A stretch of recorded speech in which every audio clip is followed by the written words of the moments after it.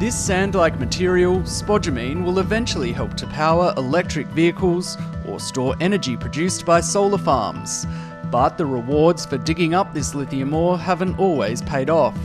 What we've learned historically from lithium pricing is it can change, and it can change rapidly. It's not a fun time. I mean, this is the shittiest time to be the MD of a company.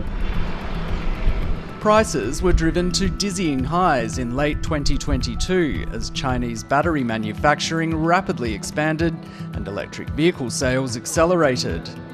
New mines opened in China, Africa and Latin America. That extra supply, combined with slower demand for batteries and EVs, sent spodumene prices tumbling to below $900 a tonne. There's been an oversupply in expectation of this ramp up in electric vehicle production and therefore sales. Western car makers have struggled to deliver affordable electric vehicles, a part of the market that's been dominated by Chinese brands. Mainstream vehicles of a kind of Volkswagen Polo, Volkswagen Golf size that at this stage aren't there. And of course, these are very challenging to make profitably with high margin. Nearly 2 years of falling lithium prices has seen mines in Australia close down, while others are scaling back production. There are no signs of the wider industry malaise at this mine site in WA's Pilbara. In fact, plans are afoot to add an extra 50% to capacity in the next 12 months. The company is also acquiring ASX-listed Latin Resources and the lithium mine it's developing in Brazil. Pricing is lower at this time, but we've seen that in the past, and this is the emergence of a new industry. Pricing has gone up, it's come down, but the long-term trajectory looks fantastic. That long-term outlook includes mandates around the world for the phase-out of internal combustion engine vehicles, as well as renewable energy targets. We had a joint commitment to act on critical raw materials. In places like Europe and North America, these targets are supported by policies designed to shore up battery supply chains outside of China. There's tariffs and some of the mandates of legislation like the Inflation Reduction Act in the United States and the Critical Raw Materials Act in Europe. We will need a more diverse array of lithium sources in order to meet these requirements.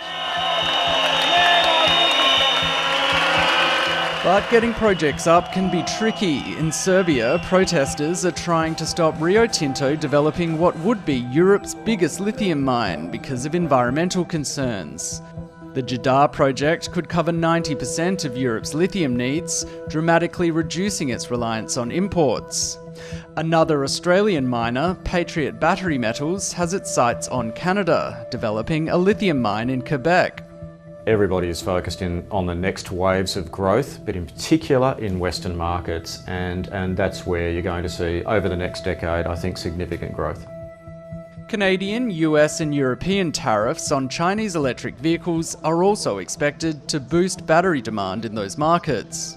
We are transforming Canada's automotive sector to be a global leader in building the vehicles of tomorrow. That leads to a lot more conversations about how these new supply chains outside China are going to develop. And that's one of the reasons why we would say that our project is one of the more important ones globally, being based in North America.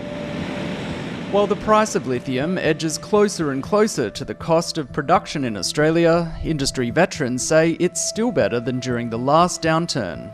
Having lived through the last cycle, spodumene concentrate, key lithium raw material, it got to down to about $350 US a tonne. The industry is feeling some pain today, but the price is still $750 to $800 a tonne. This is only 4 years later. Over the next 4 years, Aussie miners will face even steeper competition, with new mines coming online in Africa and South America. They'll need a laser focus on costs to ensure they survive.